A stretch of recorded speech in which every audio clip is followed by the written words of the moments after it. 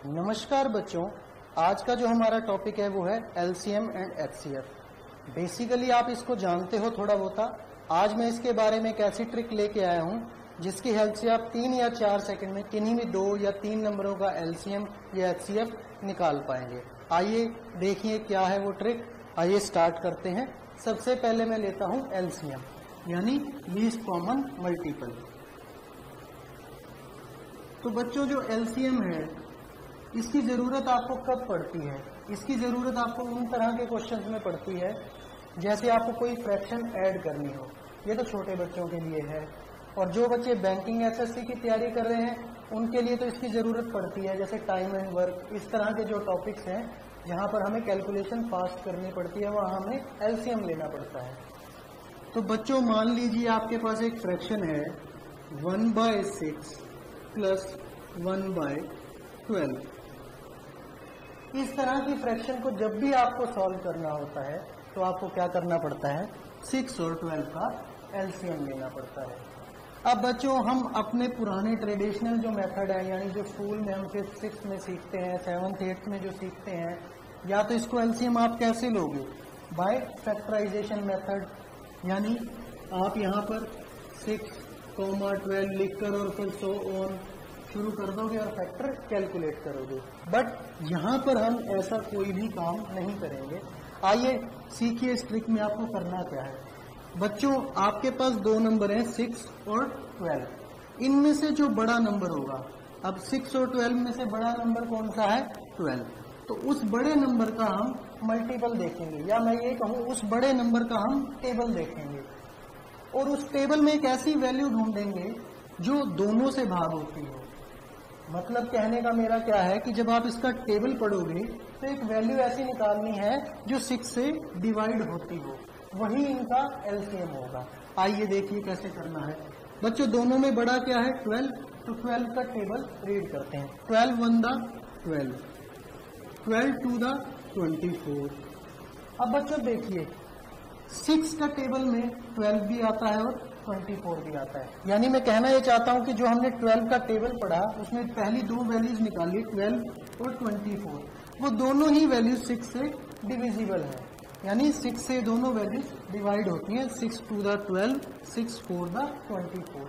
जैसे कि इस टॉपिक का नाम ही है कि एलसीएम यानी लीस्ट कॉमन मल्टीपल, तो मुझे वो सबसे छोटी वैल्यू निकालनी है जो दोनों का कॉमन मल्टीपल हो। तो बच्चों 12 और 24 में से कौन सा छोटा होगा? 12। तो क्या इसका आंसर आ जाएगा? 12। यानी 12 जो नंबर है वो इन दोनों का एलसीएम होगा। बच्चों जिनको नहीं समझ आई एक बार फिर बता रहा हूं, मैं यहाँ कर क्या रहा हूं, जो 2 नंबर आपके पास है जिनका आपको एलसीएम चाहिए उसमें से बड़े नंबर का टेबल रीड कीजिए। बड़े का मैंने टेबल रीड किया तो मुझे वैल्यू मिली 12 1 दा 12। अब इस टेबल में क्या है कि मुझे पहली ही ऐसी वैल्यू मिल गई। अब 12 के टेबल में सबसे छोटी वैल्यू 12 ही होगी, तो 12 पहली ही वैल्यू मुझे ऐसी मिल गई जो 6 से डिवाइड होती है। सपोज अगर यहाँ ये वैल्यू 12 ना होती, कुछ और वैल्यू होती, तो मैं नेक्स्ट पॉइंट पर जाता, यानी नेक्स्ट वैल्यू पर जाता, और जो वो नेक्स्ट वैल्यू 6 से डिवाइड हो जाती वो मेरा एलसीएम होता। बट इस केस में क्या हुआ कि पहली वैल्यू ही 6 से डिवाइड हो गई, तो इसका एलसीएम क्या बनेगा? 12। आइए बच्चों जिनको अभी भी नहीं समझ आया एक एग्जांपल और ले लेते हैं। इस बार बच्चों मैं वैल्यू लेता हूं, अगर आपके पास कोई फ्रैक्शन है 1/12 प्लस 1/24, इस तरह की आपके पास कोई फ्रैक्शन आ गई है जिसमें जो 2 नंबर हैं वो है 12 और 24। अब बच्चों आपको इनका एलसीएम लेना हो तो फिर से वही प्राइम फैक्टराइजेशन या फैक्टराइजेशन मेथड से आप करेंगे। ऐसा यहाँ कुछ कार्य नहीं करना है। क्या करना है? इन दोनों में से बड़ा नंबर देखना है। दोनों में से बड़ा नंबर कौन सा है? 24। तो 24 का टेबल रीड कीजिए। 24 1 दा 24। तो 24 1 दा जब 24 किया तो पहले नंबर पे ही हमें वो वैल्यू मिल गई जो 12 से डिवाइड होती है, क्योंकि 12 2 दा 24 होता है। तो बच्चों इसमें भी एलसीएम आपका क्या आ जाएगा? 24।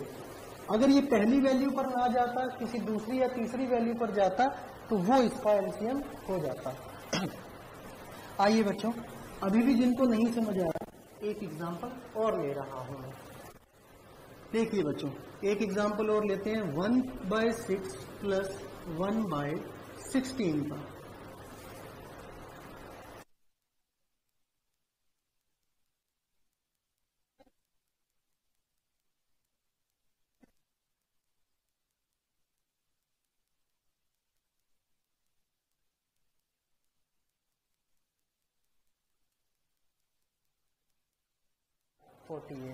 तो इस केस में आपका एलसीएम बच्चों क्या आ गया 48।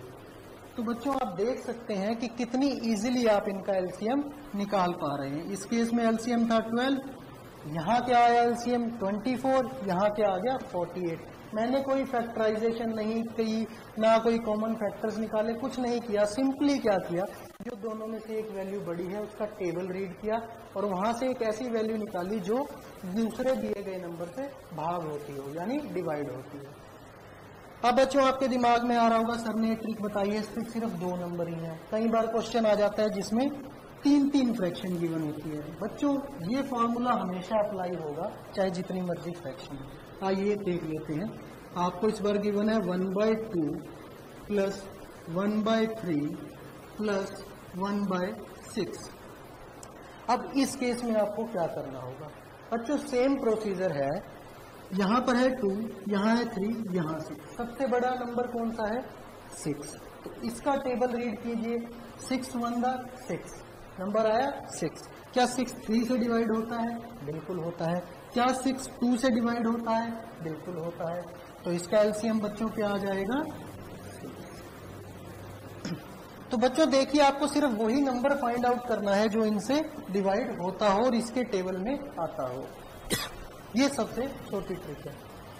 एक एग्जांपल और ले लेते हैं।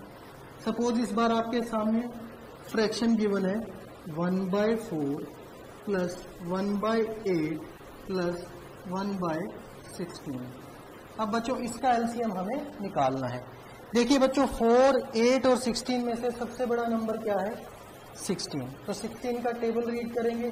16 1 16, 16 8 से डिवाइड होता है, जी हाँ 8 2 16।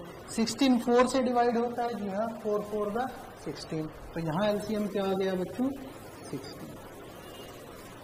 तो बच्चों आप समझ पाए होंगे कि ये ट्रिक कैसे काम कर रही है और क्या काम कर रही है। यानी 3 से 4 सेकंड आपको लगते हैं किसी का भी एलसीएम निकालने में, चाहे वो फ्रैक्शन 2 की हो, 3 की हो, 4 की हो, 5 की हो।